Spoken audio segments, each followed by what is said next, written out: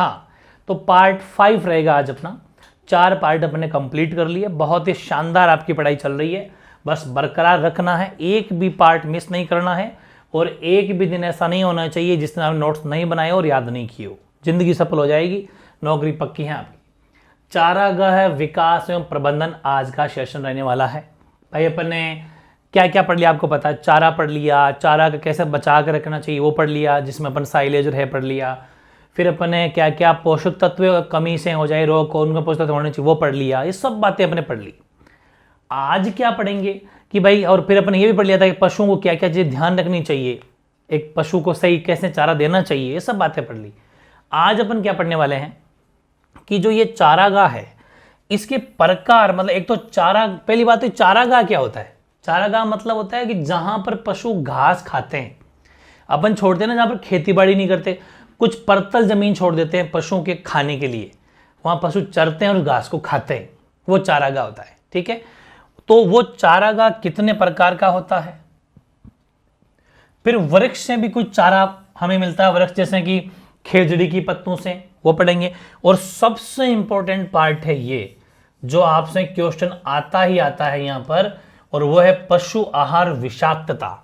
यानी कि खूब सारे पशु ऐसे होते हैं जो फूड पॉइजन हो जाता है, मतलब उस चारे में ऐसी चीजें हो जाती है विष का काम करती है, जहर बन जाता है और पशु की मौत हो जाती है। यहां से क्वेश्चन आता है कि वो क्या क्या चीजें होती है, उनसे क्या बचाव करना चाहिए, वो सब बातें। तो आज का सेशन भी बहुत ज्यादा इंपॉर्टेंट अपने होने वाला है। लेकिन सबसे पहले अपन बात करेंगे चारागाह क्या होता है, चारागाह विकास कैसे करें, और बाद में अपन बात करेंगे चारागाह का प्रबंधन कैसे करें। पहली बात देखते हैं कि चारागाह है या फिर गोचर भूमि, एक ही बात है। चारागाह का दूसरा नाम गोचर भूमि भी होती है, जहां पर मतलब गाय चरने की भूमि, गाय या भैंस के चरने की भूमि। तो चारागाह की डेफिनेशन अगर अपन देखें तो ऐसी भूमि या बड़े बड़े घास के मैदान जहां पर घास प्राकृतिक रूप से उगी हुई हो, या तो अपने आप घास उगती है, जैसे चौमासे में अपने आप घास उगती है, या फिर मनुष्यों द्वारा उगाई गई, जिसे अपन कृत्रिम घास भी कहते हैं, हो पशुओं को वहां पर चराया जाता है, चारागाह या गोचर भूमि कहलाती है। या तो देखो ऑटोमेटिक घास उग जाता है, वो प्राकृतिक हो गया, लेकिन कभी कभी हम उगाते हैं, जैसे रिजगा हो गया, ये सब चीजें अलग तरह की घास अपन उगाते हैं ना, तो दोनों तरह के घास अपन बात करेंगे। उन सब के लिए जो पशुओं जहां पर चराया जाता है उनको चारागाह कहते हैं। बेसिकली चारागाह में कौन कौन सी फसलें होती है, तो घास की अगर बात करें तो घास में दूब घास, जिसको दोब बोलते हैं, दोब, अंजन घास, राई घास है ना, पलवान घास, म्यूसल घास, ये घासें होती है। चारा आपको पता है, पहले पढ़ चुके हम, रिजगा है, बरसी में, लोबिया, गवार, ये इनकी किस्में, मामूली सा मामला है इसका। तो अब बात आती है कि चारागाह जो आप बना रहे हो पशुओं के लिए चरने के लिए, जो जमीन दे रहे हो पशुओं को चरने के लिए, चारागाह भूमि, उस चारागाह भूमि का फायदा है क्या कुछ। भाई अपन एक तो चारा चराते हैं, एक चारागाह अपन अड़ाव भी बोलते हैं कुछ लोग, अड़ाव, ठीक है ना, अलग अलग जगह अलग अलग उनके नाम होते हैं। तो उस चारागाह में मतलब जो है उसके फायदे क्या है, तो एक फायदा तो ये कि कम मजदूरी की आवश्यकता होती है चारागाह में, कोई मजदूर अलग से नहीं लगता, वो तो ऑटोमेटिक है। भाई खेत है, खेत में नेचुरल घास उग जाएगा, चारों ओर बाड़ बना दो, तारबंदी कर दो, ताकि कोई अन्य पशु अंदर ना आ सके, अपना अपना पशु चर लेगा अंदर। तो और देखभाल की भी ज्यादा जरूरत नहीं पड़ती है, अपने हाथ में चारों ओर बाउंड्री कर देंगे, और उसकी जमीन तैयार करने में भी कोई ज्यादा एक्स्ट्रा लागत नहीं लगती है, बस जमीन सीधी होनी चाहिए और क्या है, ऑटोमेटिक घास उग जाएगा, उसमें तो कोई फर्क नहीं पड़ता, और गाय भैंस जो भी अपने ऊपर चर लेगी ऊपर ऊपर। तो मतलब ऐसा भाई, जैसे अपन खेती बाड़ी करते हैं तब तो पहले मिट्टी को तैयार करते हैं, भूमि को बिल्कुल पूरा तैयार करते हैं, ट्रैक्टर से बिल्कुल जमीन को पोला करते हैं, फिर यूरिया डीएपी के छिड़काव जो भी करना होता है वो करते हैं, उसके बाद फसल बोते हैं, काफ़ी मेहनत है उसमें, खर्चा भी है। लेकिन इस चारागाह के लिए भूमि तैयार करने में कम लागत होता है, ज़्यादा लागत नहीं होती है, और इसमें मिट्टी का कटाव भी थोड़ा रुकता है, मिट्टी कटाव रोकने में भी बड़ी इंपॉर्टेंस उपयोगी है। भूमि का कटाव नहीं होता भाई, जहां पर चारागाह है वहां पर घास उगेगा, घास उगेगा तो कितनी हवाएं चल लो वहां से मिट्टी नहीं उड़ सकती, तो जमीन फर्टाइल रहेगी, जमीन की फर्टिलिटी बनी रहेगी, उपजाऊपन बना रहेगा, क्योंकि मिट्टी का भूमि का कटाव भी नहीं होता बिल्कुल। और पशु चारागाह पर सूर्य बहुत गजब का विटामिन डी का सोर्स है ये, सूर्य की रोशनी की प्राप्ति का लाभ सीधा सीधा पशुओं को मिलेगा। ये ध्यान रखें, इससे मिलता है विटामिन डी। पूरी बात समझो। पशु जहां चारागाह में चरते हैं वहां पर सीधी सनलाइट आती है, सूर्य प्रकाश सीधा आता है, वहां पर पशु आराम से चरेंगे रोशनी में, ठीक है। तो सूर्य की प्रकाश की रोशनी का सोर्स मिलेगा, तो वो जो घास है वो बहुत दिन के लिए पौष्टिक है, उसका लाभ मिलेगा। पशु को चारागाह पर खुले रखने से उसकी एक्सरसाइज भी होती है, वो घूमता रहता है, चरता रहता है, व्यायाम होता है उसका, ठीक है, इसका भी लाभ है, ताकि डाइजेशन अच्छा रहेगा, पचेगी जल्दी। पशुओं को हरी घास मिलने से विटामिन ए, हरी घास मिलता है सीधा विटामिन ए मिल रहा है, और सूर्य की रोशनी विटामिन डी भी मिल रहा है, तो इसका लाभ तथा पर्याप्त मात्रा में कैल्शियम और फास्फोरस की प्राप्ति हो जाएगी। जो अपने पिछले वीडियो में पढ़ा था कि विटामिन का कितना इंपॉर्टेंस है, फास्फोरस और कैल्शियम का कितना इंपॉर्टेंस है, अगर ये नहीं खाएगा पशु तो बहुत ज़्यादा बीमार पड़ जाएगा। तो ये चीज़ें मैंने पार्ट वाइज क्यों चलाई कि पहले ये चीज़ें आगे अपने काम आने वाली है, तो इसके लिए अपन ने पहले उसको पहले जाना, ठीक है। फिर चारागाह की घास में कच्चा रेशा उचित मात्रा में, लगभग 18% कच्चा रेशा भी होता है। बिल्कुल कच्चा रेशा का मतलब है डायरेक्ट कच्चा गाय, तो पका हुआ होता है, वो तुरंत खाएगी ताजा ऊपर से तोड़ के। लगभग 18% कच्चा रेशा मौजूद तुरंत एज इट इज पेट में जाएगा, फाइबर की तरह काम करेगा। वो कच्चा रेशा शरीर के लिए बहुत फायदेमंद होता है, इसका भी फायदा सीधा सीधा मिल रहा है, ठीक। फिर एक अच्छे, अब आपको कह दिया भाई किसान भाई हैं या जो भी गाय भैंस रखते हैं वो अपना चारागाह बना दिया, बीहड़ बना दिया, अलग अलग भूमि जमीन के नाम होते हैं। तो चारागाह के लक्षण, अच्छे चारागाह के लक्षण क्या होंगे, जैसे अपने पढ़ा था ना कि एक अच्छा जो इनके होता है आहार, एक अच्छे आहार का, एक सुव्यवस्थित आहार का क्या क्या लक्षण होते हैं अच्छे के, वैसे ही एक अच्छे चारागाह के क्या लक्षण होंगे। अगर आप चारागाह तैयार करें पशुओं के चरने के लिए तो उसमें क्या क्या खास बातों का अपन को ध्यान रखना है कि वो एक प्रॉपर चारागाह बने। तो देखो कि चारागाह है पशुशाला के नजदीक हो तो ज्यादा बेटर है।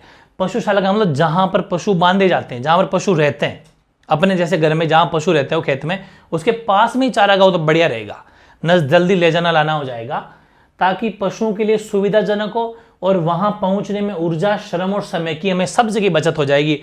वरना दूर तक पशु जाएगा, थक जाएगा, हो सकता है थोड़ी देर चढ़ने के बाद बैठ जाए वो, फिर वापस लाना भी पड़ेगा, शाम को वापस दूध निकालने अपने घर पे वहां बांधना पड़ेगा, आपका भी टाइम वेस्ट होता है, मतलब जो गाय भैंस को चराता है उनका भी टाइम वेस्ट होता है, ठीक है। ऊर्जा और श्रम लगती है, 1-2 आदमी साथ जाने पड़ेंगे, साथ लाने पड़ेंगे, बड़ा काम है। लेकिन अगर नजदीक हो तो फायदा हो जाएगा। दूसरा, पीने के पानी की सुविधा हो, घास की बढ़ोतरी के लिए आवश्यक पानी की मात्रा हो, पशुओं के लिए विशेषकर गर्मी के समय, गर्मी के मौसम में पानी की आवश्यकता, ये बहुत जरूरी है। अब चारागाह तो बना दिया साहब, खेत बहुत शानदार है, घास बहुत बढ़िया है, भाई कभी कभी बारिश ना हो तो आपके पास में पानी का सोर्स भी होना चाहिए, वरना वो घास तो सूख जाएगा। तो मतलब कुआं ट्यूबवेल का अगर कोई सोर्स हो आपके पास में, चाहे कुआं हो चाहे ट्यूबवेल हो, तो उससे पानी भी दे सके। दूसरी बात, वहां पर पशु गर्मी के टाइम पर पानी तो पियेंगे ना, बीच में दोपहर 2-3 बार पानी पियेंगे, तो वहां पर पानी का कुछ ऐसा सिस्टम होना चाहिए कि पशु वहां पर आगे पानी पी सके। ये व्यवस्था भी एक अच्छे चारागाह की पहचान है, वरना वो चारागाह ही नहीं। कितनी बेसिक बातें, हो रहा मजबूत बेस, घास घनी होनी चाहिए, अच्छा खासी घनी घास होनी, बीच में स्पेस नहीं, यहाँ है वहाँ नहीं है, उसमें पशु चरेंगे मजा नहीं आएगा। घास घनी हो, पर्याप्त मात्रा में हो, जिससे पशु को भूख मिटाने के लिए कम चलना पड़े, वरना यूं पशु चलता रहेगा, दिन भर थक जाएगा, थोड़ी सी दूर में पेट भर जाएगा अगर घनी घास हो। तो इसका एक ही सिस्टम है, थोड़ी सी घास जब उगते ही मत पशुओं को छोड़ो, थोड़ा सा बड़ी होने दो, उसको घनी होने दो, फिर छोड़ो चरने के लिए। चारा अच्छा ये भी जरूर, चारा पचने वाला भी होना चाहिए, वरना कभी कभी चारा ऐसा होता है जो खूब सारा अलग तरह का चारा होता है, वो मैं आगे बताऊंगा, वो आगे बताएंगे, अपन बात करेंगे आज सेशन में कि अगर वैसा चारा पशु खा लेते हैं तो बीमार पड़ जाते हैं, फूड पॉइजन का काम कर देते हो, विष का काम कर, इसलिए पचने वाला भी होना चाहिए। वो तो खैर किसान जानते हैं कौन सा चारा होता है। तो चारा पचनीय हो और पशु की पाचन क्रिया भी ठीक प्रकार ताकि बनी रहे और पशु को घास का पूरा फायदा मिल सके, ऐसा चारा होना चाहिए, ठीक है। और रही बात, ये इंपॉर्टेंट है, चारागाह की जो बाउंड्री होती है चारों ओर की, बाड़ जो होती है, वहां पर आप कांटेदार, मतलब तारबंदी कर दो, कांटेदार बाड़ हो, ताकि जो अन्य पशु है दूसरे खेतों के, दूसरे लोगों के अंदर ना आ सके, वरना वो चारा खा जाएंगे, आपस में लड़ेंगे करेंगे तो काफी झंझट है ना। तो कांटेदार चारों ओर बाड़ बना दो, चाहे वो तारबंदी कर दो, तो उससे क्या होगा कि जो है बिल्कुल चारागाह की सेफ सिक्योरिटी रहेगी एकदम, ठीक है। और आप वहाँ पर सुबह गए, पशु को छोड़ दिया और वापस गेट बंद करके आ गए, पूरे दिन चरते रहेंगे पशु, बीच में पानी की व्यवस्था कर दो, पानी पीते रहेंगे, ठीक है। तो ज़्यादा मतलब पास पास रहने की जरूरत भी नहीं पड़ेगी। दूसरा है कि अगर उसमें कोई दूषित, अब जैसे घास होता है भाई, चारागाह होता है, उसके बीच बीच में आप देखना कभी कभी जो पशुपालक होते हैं ना, जो पशु पालते हैं, वो बीच बीच में एक दो घास को उखाड़ उखाड़ के फेंकते रहते हैं कि अरे यार ये स्मेल करती है घास, वहां से उसको उखाड़ के कहीं ले जाएंगे, सुखा के जला देंगे उसको, क्योंकि वो पशु उसकी स्मेल अगर कर गए तो उस पूरे इलाके में जहां पर वो एक दो भी उगा हुआ है ना, उस चारे को फिर खाएंगे नहीं वो। ऐसा कोई दूषित या कोई अवांछनीय खरपतवार हो, वो उनको उखाड़ के फेंकनी है, उसमें विमुक्त हो, ताकि पशु के स्वास्थ्य पर कोई प्रभाव भी नहीं पड़े और पशु पूरे चारे को खा भी सके। ऐसे होते हैं खूब सारे जो स्मेल करते हैं, छोटा मोटा घास बीच में उग जाता है, खरपतवार हो गया वो एक तरीके से, उसको उखाड़ के फेंकने का जो काम का घास है उसको रहने देते हैं, ठीक है। और दूसरी बात, छाया की भी व्यवस्था होनी चाहिए एक अच्छे चारागाह में। भाई पशु है, दिन में धूप भी होती है, दिन भर चलेंगे, थोड़ी बहुत ठंड धूप भी चाहिए, छाया भी चाहिए, ताकि वो बीच में आके रेस्ट कर सके, ठीक है। तो छाया की व्यवस्था हो। गर्मी अथवा खराब मौसम में पशुओं को बचाने के लिए अगर पेड़ पौधे कहीं हो, उसके पास वहाँ खूंटा बांध दो, वहाँ के रुक जाएंगे वो, ठीक है, ताकि छाया की व्यवस्था भी होनी चाहिए। अब बात है कि चलो अपने चारागाह के लाभ पढ़ लिए, चारागाह अच्छा कैसा होना चाहिए वो पढ़ लिया। अब इसके कुछ प्रबंध की क्रियाएं हैं, मतलब इसको कैसे अपन मेंटेन करके रखें कि चारागाह प्रॉपर उसका फायदा पशुओं को मिले और वो चारागाह एकदम व्यवस्थित तरीके से रहे, उसका प्रबंध कैसे करें, ठीक है। तो चारागाह को छोटे छोटे 4-5 भागों में विभाजित करके उनके चारों ओर तारों की बाड़ लगा लेनी चाहिए, सबसे बेस्ट काम तो ये। अब एक वर्ड यूज किया 4-5 छोटे छोटे भागों में, कैसे कि जैसे ये आपका कोई खेत है सपोज, ठीक है, ये आपका खेत है। अब आपने यहां सीधे पशु की एंट्री करवा दी तो पूरे खेत में घूम जाएंगे, पशु जानते थोड़ी है, तो पैरों से घास को कुचल देंगे, फिर वो घास ऊपर से जल्दी से इतना मतलब जल्दी ग्रोथ नहीं कर पाएगा और सारे में घूम जाएंगे फिर दिन भर में, तो फिर कैसे ग्रोथ होगा। आप इस खेत के जैसे डिवाइडेशन कर लो, चाहे बीच में से ऐसे कर लिए, ऐसे कर लिए, ऐसे कर लिए, चलो कितने हो गए, 6 हो गए ना। पहले दिन आप पशु की यहां तारबंदी कर दो, ऐसे यहां तारबंदी कर दो, पैक यहां गेट लगा दो, पशु अंदर आएंगे, बस इसको 5-7 दिन यहां 10 दिन 15 दिन चढ़ने दो यहीं पर। फिर क्या करो, इस तारबंदी को यहां वाले वायर को फिर यहां कर दो, इसको पैक कर दो, यहां गेट बना दो, इस तरीके से फिर यहां गेट बना दो। मतलब इस तरीके से अगर चराएंगे तो पशुओं के लिए क्या होगा कि उनको अब जब तक इस वाले में चरेंगे, यहां चरेंगे, यहां चरेंगे, इतने में यहां पर वापस पीछे से घास वापस ग्रोथ कर जाएगा, वापस इंप्रूवमेंट हो जाएगा और घास वापस ठीक हो जाएगा। तो ऐसे में 5-6, हाँ छोटा खेत है तो 2-3 बना लो, है ना, ये वैसे किसान करते भी है। तो अपन को क्या करना है कि ऐसे करना चाहिए कि अपन को 4-5 भागों में विभाजित करके उनके चारों ओर तारों की बाड़ लगा लेनी चाहिए। समय समय पर खरपतवार और जहरीले पौधे बीच में उग जाते हैं घास के, जो पशु नहीं खाते, स्मेल करते हैं, उनको निकाल के फेंक देने चाहिए। उनको समय समय पर उनसे दूर कर दो, उखाड़ के, जड़ से उखाड़ के कहीं पर इकट्ठा करके उनको आग लगा दो या फिर गड्ढे में गाड़ दो, जो भी हो। भूमि की दशा या किस्म के अनुसार समय समय पर मुख्य अथवा सूक्ष्म खनिज तत्वों की पूर्ति के लिए सिंचाई की सुविधा को ध्यान में रखते हुए उर्वरकों को भी मिलाना चाहिए। उर्वरक जो होते हैं, देखो होता क्या है भाई, सब जगह भूमि अच्छी नहीं होती, कम उपजाऊपन भी होता है मिट्टी में कभी कभी, है ना, और वहां पर बारिश की भी मात्रा कम रहती है, तो फिर घास तो खाएंगे जानवर। तो आप वहां पर अपन कुछ उर्वरकों का छिड़काव कर सकते हैं, उर्वरक यूरिया डीएपी जो भी कुछ मात्रा में पानी के साथ में सिंच, फिर वो एक बार छिड़क दिया, ऊपर फव्वारा चला दिया, तो फव्वारा चलाने से क्या ऊपर का जहर धुल जाएगा, नीचे चला जाएगा उनकी जड़ों में, ठीक है। तो ये भी चीजें होती है जिनसे भी थोड़ी वो ग्रोथ करते हैं, क्योंकि किसी किसी मिट्टी में थोड़ी मात्रा किस्म कम होती है, उपजाऊपन कम होता है, तो अपन वैसे भी ठीक कर सकते हैं।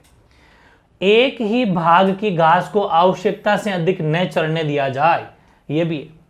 अब सेम घास है जैसे, अच्छा खेत में भी कभी कभी ऐसा होता है, देखना आप कि इतने से इलाके में मकड़ा घास है, इतने से इलाके में दोब घास ज्यादा है, तो कभी कभी पशु जो किसान होते हैं थोड़े दिन यहाँ चरा लेते हैं, फिर थोड़ी यहाँ, फिर वापस यहाँ, ऐसे चराते हैं। मतलब एक ही तरह की लगातार घास नहीं खिलानी चाहिए, उससे पेट में डाइजेशन बिगड़ जाएगा और पेट में सेट भी नहीं होगा और लूज मोशन देखे होंगे आपने, पशु करने लग जाते हैं। तो ये चीज भी है, एक ही तरह के चरण नहीं चढ़ने देना चाहिए, बार बार थोड़े बहुत चेंजेस करते रहना चाहिए। या फिर सीधी सी बात है, सूखा चारा मिला दो बीच बीच में, वो भी बढ़िया रहेगा, 1-2 दिन रेस्ट करवा दो, लगातार उनमें चारागाह मत भेजो, बहुत सारे स्कीम है। फिर चारागाह को क्रमानुसार चराने से अधिक पशु सीमित जगह भी घास की चराई, बिल्कुल अगर आप क्रम के अनुसार चराते हो, मैंने कहा ना ये ऐसा सिस्टम बिठा लो, तो थोड़ी सी जगह का भी आप आराम से यूटिलाइज कर सकते हो और पशु ढंग से उस घास की चराई करेंगे थोड़ी सी जगह में भी। एक चारागाह में लगभग आप 2 सप्ताह से ज्यादा मत चराओ, 2 सप्ताह के लिए परमिशन दो, इससे ज्यादा की परमिशन ना दो पशुओं को। तो समझ में आ गई, 2 सप्ताह का मतलब 13-14 दिन, तो मैंने कहा था 10-12 दिन, 13-14 दिन इतना अपन एक जगह चराएंगे तो बस फिर वो घास को पूरे खा जाएंगे, इससे ज्यादा मत दो, फिर तो फिर जड़ खोद देंगे, मतलब नहीं है उसका, ठीक है। जैसे अपन जड़ खोदते हैं ना सिलेबस की, कुछ पीछे कुछ नहीं बचता, तो अगर जड़ खोद देंगे तो कुछ नहीं बचेगा। ये चीज अपन को थोड़ी सी ध्यान रखनी है। तो ये है भाई चारागाह की प्रबंध क्रियाएं। अब वो तो अपन को चारागाह का मेंटेनेंस करना था, अब थोड़ा पशु चराई का भी अपन को प्रबंध, पशु चराई 2 बार दे कोई बात नहीं, पशु चराई के प्रबंध, हमें पशु चराई के प्रबंध कैसे करना है, मतलब कि ऐसे थोड़ी आई जू चराते जाओ, नहीं, इस पर भी थोड़ा कंट्रोल करना है। पहला, नियंत्रित लगातार चराई। लगातार चराई तो आप करो लेकिन नियंत्रित करो, थोड़ा बहुत कंट्रोल तो रखो। मतलब चराई लगातार होती है लेकिन जैसे ही कोई स्वादिष्ट किस्म की घास न्यूनतम मतलब कम हो जाती है, वैसे ही वहां पर चराई बंद कर दो। अब जैसे मैंने कहा ना कि आपने यूं बना लिए, ये चलो 4 खंड बना लिए, यहां पर आपने चराया, यहां अब पूरे खेत में थोड़ी 2 ही जगह थी वो मकड़ा घास, मीठी घास 1-2 जगह थी, 2 वगैरह, तो फिर आप क्या करो कि लगातार चरा रहे हो, ठीक है, लेकिन अब आपको ये भी तो सोचो ना कि अभी इसकी कमी पड़ जाएगी, फिर कहां से चराएंगे, तो थोड़ा रोक लो पशुओं को, उसको वापस रीग्रोथ करने दो, ठीक है, वापस ग्रोथ करने दो। तो ये अपन को थोड़े दिन बंद कर सकते हैं ताकि वो अपन को वापस मिल जाए, उसे बोलते हैं नियंत्रित लगातार चराई। दूसरा है अस्थगित चराई। अस्थगित चराई, इसमें क्या होता है, ये बड़ी शानदार, ध्यान समझना आप, ये वो लंबे टाइम की चलाने के लिए है, ठीक है। ये प्रणाली उन चारागाहों के लिए उपयोगी है जिनमें बहुवार्षिक घासें मुख्य, आपने देखा होगा शायद थोड़ी बहुत, तो अगर मामूली सा भी किसानी देखा हुआ हो या फिर ग्रामीण बच्चा हो तो वो सब समझ जाएगा। कुछ घास ऐसे होते हैं जिनको अपने घर वाले जो कहते हैं ना कि अभी गाय भैंस चरने दो, क्योंकि उनके थोड़े बीज लग जाते हैं कि थोड़े घास को और बढ़ने दो, फिर चराएंगे क्योंकि जैसे घास का ये पौधा है, ये ऐसे होगा, तो इस पौधे के क्या बीज लग जाते हैं, बीज, इस पौधे क्या लग जाते हैं, बीज लग जाते हैं। अब ये बीज क्या होंगे कि भाई अब अच्छा खासा बढ़ गया, बीज आ गए, अब पशु चरेंगे, लेकिन उससे पहले थोड़े थोड़े बीज झड़ चुके होंगे जमीन के ऊपर। तो बस किसान भी यही चाहता है कि बीज जमीन में झड़ जाएं और वो बीज जमीन में फिर पैरों से वगैरह धंस जाएंगे, अंदर धंस जाएंगे और पशु इनको खाएंगे, तो इनके थोड़े बहुत और बीज झड़ते रहेंगे। तो जैसे ही नेक्स्ट चौमासा आएगा, बारिश आएगी, तो वो ऑटोमेटिक घास वही उगेगा, क्योंकि उस जमीन में वो बीज पहले से ही दबे हुए हैं, उस टाइम नहीं उगते, वो आगे उगते हैं। आपने देखना, कभी पता करना घर में। तो मतलब ये द्विवार्षिक या बहुवार्षिक, मतलब काफी सालों तक उसी तरह के अगर घास को उगाना है तो किसान या पशुपालक ऐसा भी करता है, समझे। मतलब इसके अंतर्गत चारागाह कुछ भाग में देर से चराई की जाती है, देर से मतलब अभी घास को और बढ़ने दो, देर चराई की जाती है ताकि घासों में जो बीज परिपक्व होकर तैयार हो जाएं, बीज आ जाएं और वो बीज फाइनली बाद में जमीन पे झड़ेंगे तो बढ़िया काम हो जाएगा, ठीक है। वैसे ही अब नेक्स्ट देखते हैं कि इसमें चारागाह को 2 बार रिपीट हो गया, इसमें चारागाहों को 3, ये इसमें काट देना, कि इसमें चारागाहों को 3 हिस्सों में विभाजित किया जाता है। चारागाह को 3 हिस्से में, जैसे मैंने यहाँ पर 4 बांट रखा है, तो ऐसा मान लो कि अपन इसको 3 हिस्से बांट लेते हैं, 3 बांट लो। कैसे बांट लो वो आपके ऊपर डिपेंड करता है, कैसे बांट लिया अपन ने, कैसे बांट लिया। 3 हिस्सों में इसको बांट लिया जाता है। एक भाग को बीज के लिए छोड़ दिया जाता है। सपोज कि इस वाले भाग में पशु नहीं चराएंगे भाई, नो, इसमें बिल्कुल पशु नहीं चराएंगे, इसमें अभी घास को बढ़ने दो, बीज आने दो उसके। तथा अन्य 2 भागों को बारी बारी से चराया जाता है। इनमें कभी यहां चराएंगे तो कभी यहां चराएंगे, कभी यहां तो कभी यहां, इसको बिल्कुल पक्का ही छोड़ देंगे ताकि बीज परिपक्व हो जाएंगे, अच्छे खासे बीज लग जाएंगे। तो उस बीज का जो किसान है ना, वो उनको ऊपर से वो तोड़ के फिर इस पूरे खेत में छिड़काव कर देते हैं। ऐसे बहुत सारे स्कीम है, इसे बोलते हैं अस्थगित चराई। एक होती है चक्रवत चराई, ये वेरी इंपॉर्टेंट है, ये बहुत बार पूछा गया क्वेश्चन है, चक्रवत चराई क्या होती है। तो चारागाह को तार के घेरे द्वारा कई इकाइयों में विभाजित कर देते हैं और उन्हें बारी बारी कुछ अंतर पर चराते हैं। जो मैंने आपको शुरुआत में बताया था, है ना, कि चारागाह को 5-6 टुकड़ों में तोड़ देते हैं, 6-7 में भी तोड़ देते हैं लोग, खूब मेहनत करते हैं। कभी इसमें चराएंगे, 5-7 10 दिन बाद में इसमें चराएंगे। इसमें छोटे छोटे बाड़े जैसे बनाते हैं, बाड़े लोहे की तारबंदी कर देते हैं, उससे बारी बारी चरेंगे तो पशुओं को अपरिपक्व और अच्छे किस्म का पौष्टिक चारा मिल जाएगा। अपरिपक्व वर्ड मैंने क्या यूज किया, अपरिपक्व। कैसे कि यहां जैसे सपोज ये है, इसको आपने यू मार दिया, 6 पार्ट मार दिया, अब यहां पर सपोज 5-7 दिन चलाया, फिर 5-7 दिन चलाया, फिर 5-7 दिन, 5 मतलब 15-20 दिन वापस इसका नंबर आ जाएगा। थोड़ा थोड़ा कच्चा कच्चा घास उगेगा, वो पूरा अभी अपरिपक्व मतलब परिपक्व हुआ भी नहीं है, फिर गाय भैंस खाएंगे, मतलब कच्चा बिल्कुल प्योर, वो ज्यादा सही रहता है, ज्यादा पौष्टिक होता है, ठीक है ना। तो अच्छे किस्म का उनको पौष्टिक चारा मिलेगा। इस चक्रवत चराई से ये फायदा है। फिर होती है चक्रवत, उसमें भी अस्थगित, जो नंबर 2 है ना, इसमें कोई खास फर्क नहीं है। अस्थगित और ये चक्रवत अस्थगित सेम ये थोड़ी, कि प्रत्येक भाग को चराई मौसम के 1/3 काल तक लगातार चराया जाता है। ये लोग ऐसा करते हैं। उसमें तो क्या था, इसमें ये था कि इसमें कुछ बाड़े बना देंगे 3, इसमें था कि 1/3 भाग तो लगातार चराएंगे। लगातार मतलब ऐसा मान लो कि जैसे 100 दिन है, 100 दिन में से 33 दिन लगातार चराएंगे मतलब एक ही जगह।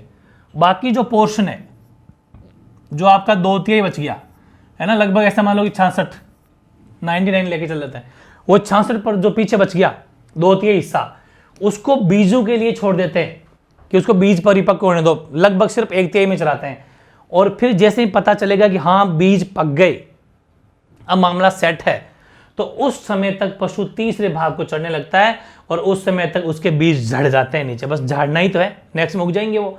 और जब तक ये प्रथम और द्वितीय भाग को फिर से चढ़ने चल जाते हैं, जब तक उसके बीज झड़ जाते हैं। तो ये सिस्टम है, ये कोई याद नहीं करना, बस समझने के लिए मैंने थ्योरी लिखी है कि जिंदगी में कभी दिक्कत ना हो, बेस मजबूत हो। इसलिए तो मैंने नोट्स बड़े बिल्कुल लाइन खोदी है, बिल्कुल, है ना। जो हमारे सारी चीजें काम की है, बहुत कुछ मौका है बी पार्ट में 45/45 लाने का पूरा तरीका, जबरदस्त तरीके से आपकी तैयारी चल रही है। अगला है भाई, अब हेडिंग लगाओ चारागाह के प्रकार। तो चारागाह के वैसे मोटा मोटी 2 प्रकार होते हैं। एक प्राकृतिक, जो भगवान नेचुरल देते हैं ऑटोमेटिक। अब भाई जैसे बारिश का टाइम है, बारिश हो गई, खेतों में घास हो गया, तो अपन थोड़ी उगाया था, ऑटोमेटिक हो गया अकॉर्डिंग टू जमीन, अकॉर्डिंग टू क्लाइमेट वगैरह। दूसरा कृत्रिम, ये अपन करते हैं। तो ध्यान रखें, चारागाह 2 प्रकार के होते हैं। एक तो प्राकृतिक नेचुरल, जो चौमासे में घास उग जाता है, पशु चरते हैं। एक जो इंसान खुद घास उगाता है, खुद चारागाह बनाता है, कृत्रिम। प्राकृतिक में क्या होगा कि खाली स्थान, जैसे नहीं होते नाड़ी तालाब, अपने खूब गांवों के अंदर अलग अलग लोक देवताओं के नाम पर खाली जगह भी छोड़ी हुई है, ओरण बोलते हैं अपन, ओरण, नाड़ी, है ना, वो जमीनें होती है। तो वहां पर क्या कि ऑटोमेटिक घास उगता है, जब बारिश होती है उगाता कोई नहीं, पशु चरते हैं आराम से। तो ध्यान रखें, खाली स्थानों पर प्राकृतिक रूप से कई प्रकार की घास अपने आप उग जाती है तथा पशुओं के वो चरने के काम आती है। प्राकृतिक की चारागाह कहलाता है वो। दूसरा है कृत्रिम चारागाह, आर्टिफिशियल, जो अपन बनाते हैं।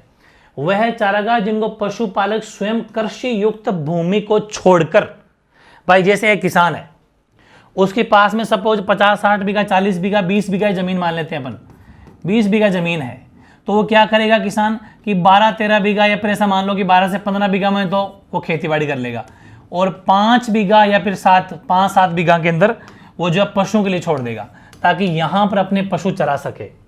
वो खेत छोड़, उनमें फिर वो बाड़ाबंदी कर देते हैं। अपन कहा था कि एक अच्छा चारागाह कैसे बनाया जा सकता है, वो फिर किसान अगर दिमाग यूज करेंगे तो अच्छा चारागाह हो जाएगा, वरना जैसा भी करेंगे वो कर लेंगे, ठीक है। तो वो कुछ विभिन्न छोड़कर उस पर विभिन्न प्रकार की फलीदार घासें उगाते हैं किसान। आप ये मत सोचना कि हमारा तो नहीं होता, होता है खूब जगह। तो वो क्या करेंगे, इस 5-7 बीघा जमीन के अंदर कुछ घास खुद उगाते हैं। मैंने कहा था ना, बीज लाते हैं, पहले ट्रैक्टर से जमीन को पूरा जितना भी अन्य घास उसको बिल्कुल उखाड़ के फेंक देंगे। वो आजकल तो गहरी गहरी आती है, बिल्कुल लोहे के बना औजार होते हैं, तई एरा क्या क्या बोलते हैं उन ट्रैक्टर को, पलाव वगैरह, उससे पूरी मिट्टी को उथल दिया जाता है। फिर उस पूरे पहले वाले घास को बिल्कुल निकाल के सुखा के उसको जला दिया जाता है। फिर नया बीज लेके आते हैं, पहले यूरिया DAP खाद का छिड़काव करके, और नया बीज जो भी इनको चाहिए, चाहे वो अपने कोई सा भी हो, वो फलीदार जो भी किसान को अच्छा लगे वो उसमें छिड़क देता है, बिल्कुल घास के मैदान तैयार कर लेता है, चारागाह तैयार कर लेता है। तो ये भी एक तरीके हैं। लेकिन इस कृत्रिम के भी 3 पार्ट है। ये नंबर 1 है भाई ना, कृत्रिम के ये दोनों, ये दूसरा और तीसरा, मतलब ये इसी के 3 प्रकार, ध्यान रखें। कृत्रिम चारागाह 3 प्रकार का होता है। एक तो टेम्पररी, अस्थायी, एक स्थायी, और एक वार्षिक चारागाह। अस्थायी क्या होता है कि फसल कटाई कर ली भाई, जैसे किसान ने फसल उगा रखी थी, ऐसा मान लो फसल कटाई की और पीछे की जमीन खाली पड़ी है। अब तो फसल काटने के बाद में क्या होता है, बस खाली वहां पर पशु चरते हैं, आपने नोटिस किया होगा। बिल्कुल, वो जो प्रति भूमि पड़ती है उसका उपयोग अस्थायी चारागाह रूप में करता है इंसान की, चलो पशु चर लेंगे, ठीक, वो अस्थायी हो गया, टेम्पररी है। क्यों? क्योंकि कुछ दिनों वापस जब खेती करेगा तो वापस उसी जमीन का यूज करेगा, लेकिन कुछ दिनों के लिए वो अस्थायी चारागाह बन गया। एक है स्थायी चारागाह। स्थायी चारागाहों में बहुवर्षीय घासें उगाई जाती है, जो 3-4 साल तक, वो मैंने कहा था इस तरीके से वो जमीन तैयार करते हैं पहले वो सब। एक होता है वार्षिक, मतलब 1 साल वाला, वार्षिक है ये, वर्ष की समाप्ति पर उगाई गई घास समाप्त हो जाती है, उसे अगले वर्ष वापस खरीफ के मौसम में वापस उगा दिया जाता है, ये वार्षिक होता है। और इन चारागाहों में वार्षिक घासें वर्षा ऋतु में बेसिकली बोई जाती है, वापस नेक्स्ट वर्ष ऋतु जब तो चल जाती है, ये वार्षिक चारागाह होते हैं। तो इस तरीके से कृत्रिम चारागाहों के 3 प्रकार है। प्राकृतिक तो आप जानते ही हो, वही मैंने कहा, औरण वाली जमीन, खाली पड़ी पड़ती जमीन, ये सब प्राकृतिक चारागाहों में आ जाती है। ठीक है, अगला क्या है, अब ये बहुत गजब की चीज लिखी है मैंने आपके लिए। वृक्ष होता है ना, वृक्ष पेड़ पौधे, उससे भी हमें चारा मिलता है। आपने सुना भी, देखा भी होगा। सारी चीजें पढ़ने वाले अपन, सारी चीजें आपके काम आ गई है। कि जैसे भेड़ बकरियां होती है, भेड़ व बकरियां अपने आहार हेतु मुख्यतया चराई एवं पेड़ों की पत्तियों पर निर्भर रहती है। भेड़ बकरी देखना, खेजड़ी की वो खाएगी, या फिर जो कंटीली झाड़ियां नहीं होती उनको खाएगी, भेड़ बकरी वही खाती है। विशेष रूप से शारीरिक वृद्धि प्राप्त करे मेमने जो होते हैं, इनके बच्चे, भेड़ बकरियों में भेड़ बकरी बच्चे जो होते हैं वो, या फिर ज्ञापिणी मादा होती है इनमें फीमेल, वह गर्भावस्था के अंत के लास्ट के जो 2 महीने बचते हैं उस टाइम पर प्रजनन हेतु काम में आने वाले वह पशु में, वह दूध देने वाले मादा पशु में अतिरिक्त आहार बहुत ज्यादा आवश्यक होता है। इसे हम कहते हैं पूरक आहार। और ये कहां से मिलता है, ये वृक्ष के पत्तों से मिलता है। जैसे आपको इतना डीप नहीं जाना, आप आराम समझो कि कोई भी जैसे बकरी या मेमना है, वो बेसिकली पेड़ के पत्ते छाल वही खाते हैं, उनको थोड़ी एक्स्ट्रा एनर्जी चाहिए, है ना। अभी बताऊंगा मैं आपको कौन कौन से पेड़ के पत्ते बहुत ज्यादा पौष्टिक होते हैं। मेमने हैं, भेड़ बकरी हैं, ये उनको खाते हैं। वो किस टाइम, जब बेसिकली या तो उनका जो डिलीवरी का टाइम है, गर्भावस्था का लास्ट के 1-2 महीने बचे हो, उस टाइम उनको एक्स्ट्रा जरूरत पड़ती है, वो सब इसमें काम आते हैं। इसको अपन कहते हैं पूरक आहार। एक आहार तो नॉर्मल जो अपन दे रहे हैं वही, ये पूरक आहार है, बहुत जबरदस्त जरूरी है। इन बेसिकली पीपल की पत्तियां भी बहुत पौष्टिक है। भेड़ बकरियों में शारीरिक वजन अगर बढ़ाना है, आपको शरीर का वजन बढ़ाना है, तो उसके लिए उपयोगी सिद्ध हुआ है ये पीपल की पत्तियां खिला के। क्यों? क्योंकि इसमें 5.5%, मैंने कहा 0 से 10% हाई लेवल का प्रोटीन होता है, लेकिन 5.5% तक प्रोटीन पाच्य होता है, मतलब इतना पचा सकते हैं भेड़ बकरी पीपल की पत्तियों से, इतना अच्छा प्रोटीन है इसके अंदर, तो पौष्टिक है। बांस की पत्तियां भी होती है, जहां जिस इलाके में बांस होता है, बांस की पत्तियां बहुत अधिक मात्रा में, इनमें भी जो है ना प्रोटीन पाया जाता है। ये बांस की पत्तियां हो गई। ऐसे ही नीम की पत्तियां, अब नीम तो हरा भरा है, जड़ें बहुत जमीन में गहराई में जाती है उसकी, और कम पानी वाले क्षेत्रों में नीम उग जाता है, वर्ष भर हरा भरा रहता है। उसकी पत्तियां भले खारी बहुत होती है, लेकिन जानवर खाएंगे तो उनका पेट सही रहता है, छोटे मोटे कीड़े मर जाते हैं, इतनी खारी होती है। ठीक है, तो वर्ष भर हरा रहता है। अकाल के समय भैंस इसे 4 से 6 किलो तक खा जाती है। अकाल जब पड़ता है ना, तब कहते हैं ना भट्टे खा जाते हैं, वो वाली चीज है। अकाल के समय भैंस गाय ने इनको नीम के पत्तों को खूब खाती है। वो सोची कह रहे कुछ तो हरा मिला, चेपो बस चेप लेगी। रोज का अगर 3-4-5 किलो खा जाती है भैंस तो बढ़िया है ना। और ये चारे के रूप में, हालांकि इसको अलग से चारे के रूप में काम में नहीं लिया जाता भाई, ये तो एक्स्ट्रा है, पूरक चारा है। वैसे ही बेर की पत्तियां, ये बहुत, जो बेर होता है ना, बेर बोर जो अपन खाते हैं, उनके कांटे होते हैं, झाड़ियां होती है, झाड़ियां, उनका जो लौंग होता है, ध्यान रखना है, खेजड़ी की पत्तियों को भी लौंग बोलते हैं। और बेर की पत्तियां झड़ती है ना, उसको बोलते हैं पाला। ये थोड़े मारवाड़ी वर्ड है, किसी ने सुने हो तो, पाला कहते हैं, पाला है वो, पाला मतलब वो बोर होता है ना, बोर, उस बोर की झाड़ी के लगते हैं वो, ठीक है ना। वो बहुत खाती है बकरियां, बहुत पौष्टिक होता है, बहुत पौष्टिक। तो जो मतलब अपन बोर खाते हैं तो बोर की जो झाड़ियों के तो लगते हैं बोर, उनके जो कांटे होते हैं और कांटों के साथ पत्ते भी होते हैं, वो पत्ते जो होते हैं वो गीले भी खाती है तो सूखे भी खाती है। तो ये अधिकतर झाड़ियों से प्राप्त होता है। भेड़ बकरी का पक्का भोजन है ये, ठीक है। और जो बेर की पत्तियां, उसमें 18.6% तक प्रोटीन होता है, मतलब 10 से भी बहुत ज्यादा आगे चला गया, 18.6% प्रोटीन बेर की पत्तियों में होता है, इतनी पौष्टिक होती है वो। एक देखा आपने अरडू, अरडू, अरे वो बिल्कुल सॉफ्ट सा, जिससे कुछ लोग तो आड़ू बोलते हैं, अल्डू अल्डू अल्डू अरडू अल्डू बोलते हैं, बड़ी बड़ी पत्तियां होती है अल्डू की, ऐसे हाथ में लेते टट टूट जाएगा वो, कोई कांटे वाटे नहीं होता, बहुत ही सॉफ्ट होता है, नाखून भी चुभोगे नाखून भी चुभ जाएगा उसमें, इतना सॉफ्ट होता है वो, ठीक है। ये एक खोखला पेड़ होता है, इसके पत्ते भी खूब खाते हैं पशु। खेजड़ी की पत्तियां तो खैर है ही है, खेजड़ी की हर चीज काम आती है। खेजड़ी के फल जो होते हैं सांगरी अपन खाते हैं, सांगरी बनती है। खेजड़ी की पत्तियां जो लौंग बन जाता है, लौंग, वो लौंग बकरियां खाती है, ठीक है। और जो खेजड़ी है उसकी छाल होती है वो भी काम आती है। खेजड़ी की लकड़ी इमारती लकड़ी है, उसे मतलब फर्नीचर में काम, मतलब खेजड़ी का हर जगह यूज है, ठीक है। ये हमारा राज्य वृक्ष है। तो ये रेगिस्तान का कल्प वृक्ष एक तरीके से मैंने सारी बातें पढ़ रखी है। तो ये रेगिस्तान में सूखे काल के समय वहां के लोगों, पशु, जीव जंतु और भूमि और जलवायु के लिए पोषण प्रदान करता है, इतना एनर्जेटिक। मतलब भेड़ बकरी तो इनकी पत्तियां खाती है, गाय भैंस के भी बंटे चारे मिला खिलाया जाता है। प्लस देखो क्या लिखा, जब अकाल पड़ जाता है तो यहाँ लिखा लोगों, बिल्कुल इसके जो सांगरी लगती है लोग खूब खाते हैं, सब्जी बना बना के, बहुत पौष्टिक होती है, बहुत एनर्जेटिक होती है। तो लोगों के लिए भी, पशुओं के लिए भी, जीव जंतुओं के लिए भी, भूमि के लिए भी। इसके नीचे की जमीन बहुत उपजाऊ होती है, खेजड़ी के नीचे की जमीन, इसी लोग खेजड़ी खेत में खूब उगाते हैं, ठीक है। तथा जलवायु क्लाइमेट को भी, क्योंकि छाया प्रदान करने वाली भाई खेजड़ी है, इनकी जड़ें बहुत गहराई तक जाती है, बहुत गहराई तक जाती है। और रेगिस्तान के अंदर पानी बहुत नीचे तक होता है, तो खेजड़ी अपने आप ले लेती है। बस इसकी एक ही थोड़ा मतलब माइनस फैक्टर है, वो ये कि 10, 15, 20 साल से इसका पेड़ बनता है, बड़ी मुश्किल से इसकी मतलब पेड़ बनता है, 10-15 साल बनते हैं। अगर पेड़ लगाएंगे तो 3-4 साल रहेगा, फिर मतलब नष्ट हो जाएगा। लेकिन करते करते कोई बन जाता है अगर पेड़, तो अच्छी बात है, 10-15 साल इसमें लग जाते हैं। बस ये खेजड़ी के पत्तों वाली बात होगी। एक मैंने वर्ड लिखा है तूड़ी, स्ट्रॉ। तूड़ी सुना होगा आपने, मैं सोचा एक टॉपिक पहले चारा के साथ में करवा देता है, इसको मैं अलग से आप बॉक्स बना के लिख लेना अलग से। तूड़ी मैंने सोचा लगातार बता ही देते हैं कि एग्जाम में क्वेश्चन आ जाए तूड़ी क्या है, सुना हुआ तो है लेकिन थोड़ा लिख लेते हैं कि किसी भी फसल के पकने के बाद में उसका प्रमुख जो उत्पाद तूड़ी होता है। तूड़ी का मतलब जैसे बाजरा है, तो बाजरे की जो ऊपर का धान तो अपन तोड़ लिया, जो पीछे बची टहनी उसको अपन काट लेते हैं मशीन से, तूड़ी बन जाती है। जो उसकी टहनी या डंठल आदि से मिलकर बना होता है वो तूड़ी होती है। और ये पशु के लिए आधारभूत आहार प्रदान करती है, बिल्कुल। चारा तो बहुत बढ़िया है, गेहूं की तूड़ी बहुत अच्छी बनती है, चावल की तूड़ी बहुत अच्छी बनती है, बाजरे की बनती है। इनको प्रमुखतया चारे के रूप में अपन यूज करते हैं। जवार, बाजरा, मक्का, इनकी भी कड़बी जो होती है भाई, जवार, बाजरा, मक्का की कड़ बोलते हैं, कड़ब बोले कड़बी काट रहे हैं साहब, कड़बी काट रहे हैं, है ना, ऐसा। तो वो कड़बी जो होती है वो बाजरे की कड़बी होती है, ठीक है।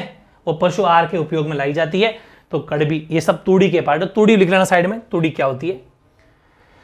अब है सबसे इंपॉर्टेंट पार्ट जो मैं आपको कह भी रहा था स्टार्टिंग में, वो ये है कि पशु आहार विषाक्तता।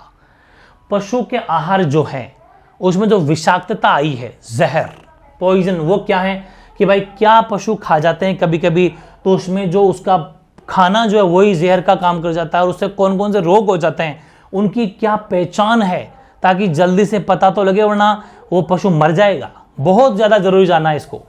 तो ध्यान रखें, पहला रोग है वो है कि साइनाइड युक्त चारों के सेवन से विषाक्तता। अगर कोई पशु अपना साइनाइड वाला खाना खाता है, याद रख लेना, साइनाइड युक्त मतलब जिसमें साइनाइड हो। अगर साइनाइड वाला चारा खाएगा तो उसमें कौन कौन सी विषाक्तता आएगी। पहली बात तो ये कि साइनाइड होता किसमें है, ठीक है। तो ज्वार, बाजरा, चरी, आपको पता है ये अपन खिलाते हैं पशुओं को, इनमें साइनाइड होता है। लेकिन ये आदि में हाइड्रोजन साइनाइड की अधिक मात्रा में ये विषाक्तता होती है। तो भाई कभी कभी काम कर जाता है, तभी तो कहते हैं ना, ज्यादा भिगोया तो सड़ना नहीं चाहिए, वो सारे प्रोसेस है, अपन को ध्यान रखना पड़ता है, वरना साइनाइड की मात्रा ज्यादा बढ़ जाएगी तो बीमार हो जाएगा। चारे में विष की मात्रा, उसकी अवस्था, भूमि में नाइट्रोजन की उपस्थिति, और किसान द्वारा बुआई समय चारे की वृद्धि हेतु दी गई यूरिया या खाद या फिर पानी की कमी, इन पर निर्भर। आप सोचेंगे कि ये क्या लिखा, ये लिखा है कि किसी भी चारे में साइनाइड की मात्रा कैसे बढ़ेगी, डिपेंड करता है किसान ने किया क्या। जब उसने ये बाजरा, चरी, ज्वार इसको जब बोया था तो उसने मिट्टी में खाद डाली थी, ताकि उसने ये सोचा कि अच्छी ग्रोथ होगी।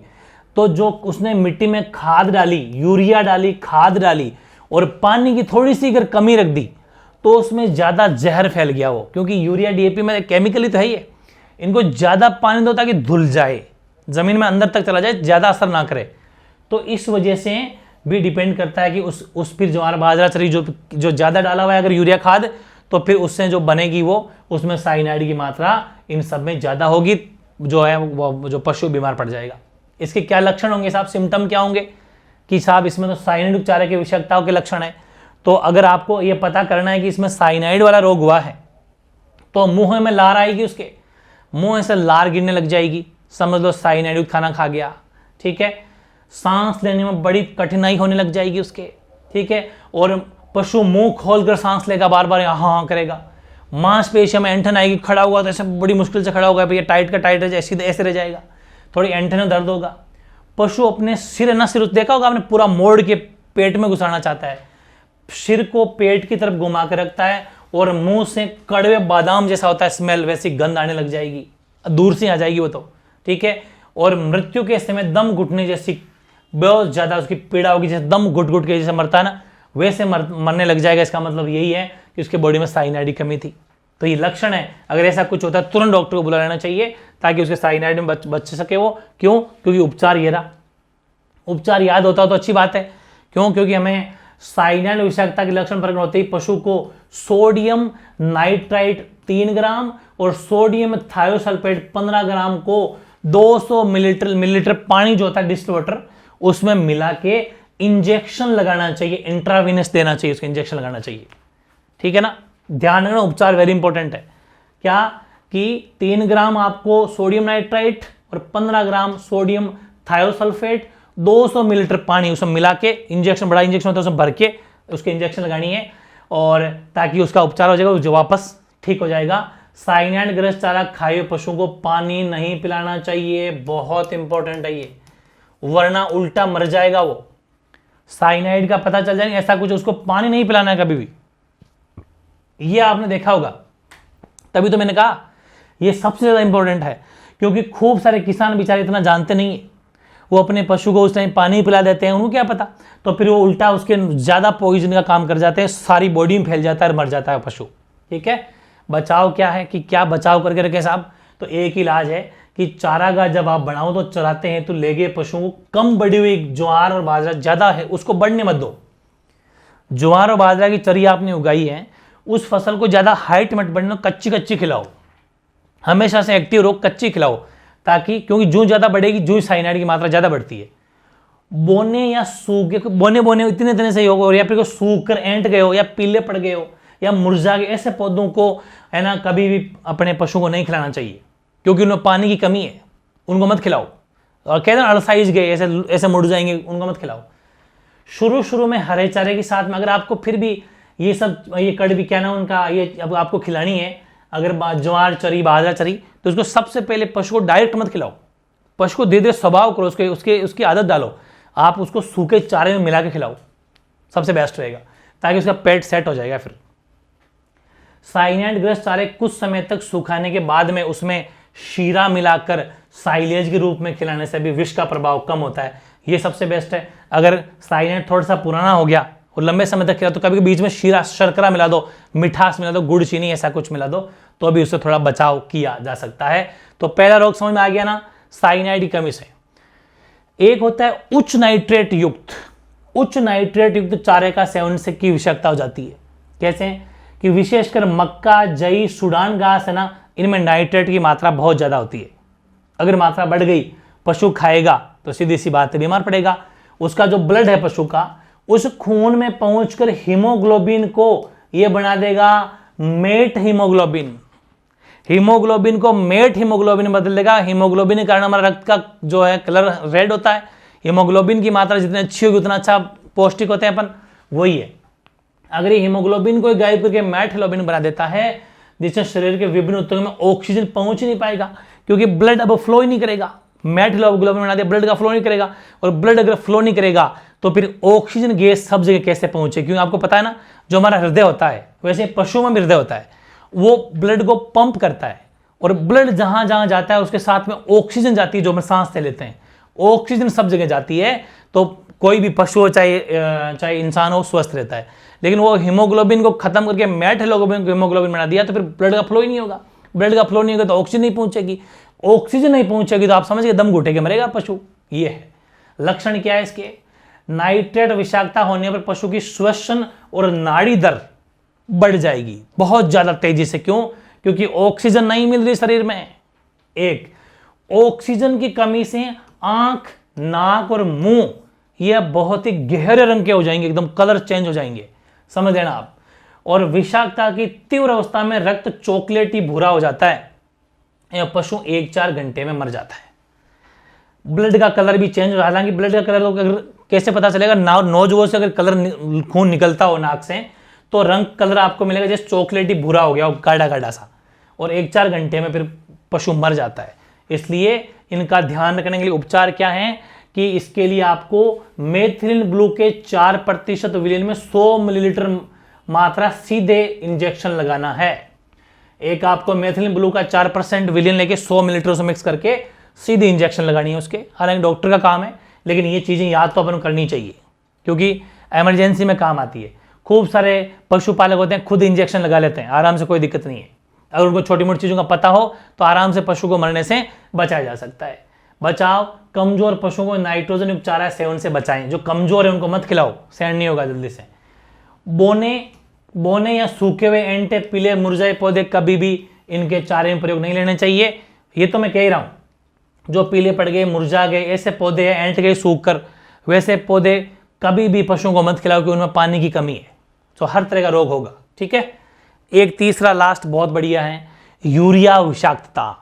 आपने देखा होगा खूब सारे किसान या पशुपालक चारा ग्रोथ कराने के लिए अपने खेत में यूरिया डीएपी का छिड़काव करते हैं, लेकिन प्रॉपर वे में पानी नहीं मिलने से दिक्कत हो जाती है।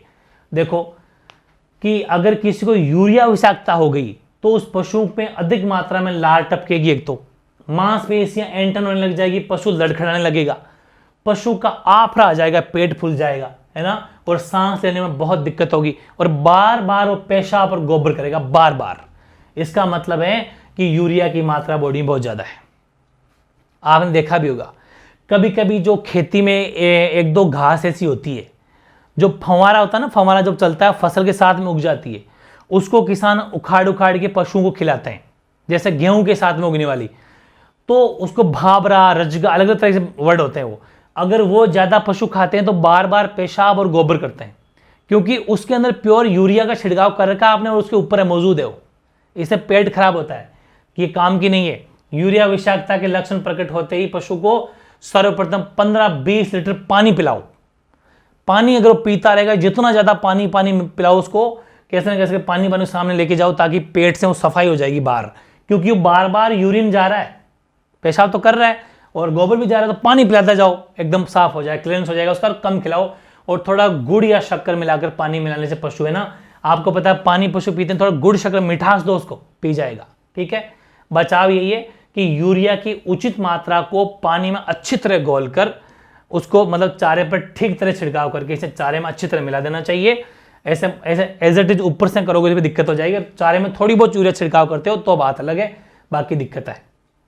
तो भाई ये था सेशन, कैसा लगा जरूर कमेंट करना। बहुत शानदार है। अपना पार्ट 5 भी, जिसमें अपन ने चारागाह के बारे में पढ़ा, चारागाह का डेवलपमेंट कैसे कैसे होता है सब पढ़ लिया। उसके बाद में उसका प्रबंधन कैसे हो पढ़ा, चारागाह के प्रकार पढ़े, और ये रोग बहुत इंपॉर्टेंट ये पढ़ा, और वृक्षों की छाल से भी चारा कहाँ मिलता है, कौन कौन से पशु लेते हैं, वो भी अपन पढ़ा। 5 पार्ट अपने आज कंप्लीट हो गए हैं। ठीक है। इसके और देख लूंगा मैं क्या सेशन बचा है, एक आधा सेशन और करने के बाद में। बहुत बड़ा चैप्टर है ये, बहुत शानदार चैप्टर है, और फिर अपना एक कंप्लीट हो जाएगा। बाकी जो चीजें बहुत इजी है, बस आप इमेज एकदम बेस मजबूत करते जाओ और शानदार तैयारी की 4 चांद लगाते रहो। फिर भी कोई डाउट रहेगा तो कमेंट कर दिया करो, नेक्स्ट पार्ट में सोल्यूशन आपको मिलता रहेगा। ठीक है। चलिए फिर मिलते हैं पार्ट 6 के साथ में। ओके।